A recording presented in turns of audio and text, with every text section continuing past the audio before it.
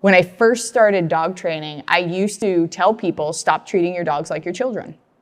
Stop treating your dogs like your children, right? Your dog is a dog, your child is a child.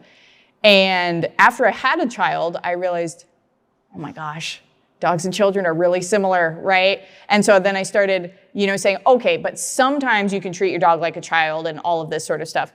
And I think that I was looking at it from the wrong perspective, because I was looking at it as, holding your baby and all of this other type of stuff. And that's really not what parenting is. I mean, it's a small part of parenting, but I think when people say don't treat your dogs like children, that's what they're focusing on. Don't baby them like a baby, right? But they're very much like children in the sense that you can't just put a piece of equipment on them and expect that to train them. You can't just give them a whole bunch of toys and bones and fancy beds and expect that to train them. It is day in, day out, through the good, through the bad, where you are genuinely teaching them about the world. I can't just hand my kid a cell phone and a jar of cookies and expect her to know everything about the world. What is right, what is wrong, what is good, what is bad, how to interact with in social situations, how to interact with romantic situations. I can't expect her to know that unless I teach it to her. And so I do genuinely believe that there is a strong correlation in the sense that you parent your child, you should also parent your dog. And as parenting goes, it is our responsibility to teach.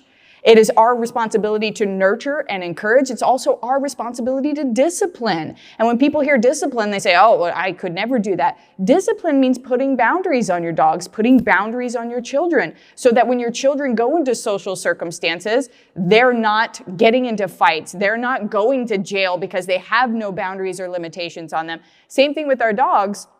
They need boundaries. They need to understand how to do respect of space, how to be respectful of other dogs and people, because if they run up on a dog who wants a little bit of respect of space and that other dog bites them, they're going to say, how dare you? Nobody's ever told me about respect of space, right? And we might have this big old fight that was completely unnecessary.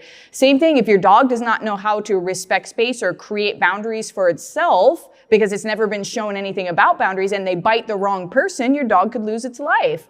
So yes, I do think there are strong correlations between parenting children and parenting dogs, because it is a whole concept. It is not just doing the disservice to the dog by buying them their favorite treats, putting them through a quick obedience class, calling it good at that point. We are coaching every single minute of every day.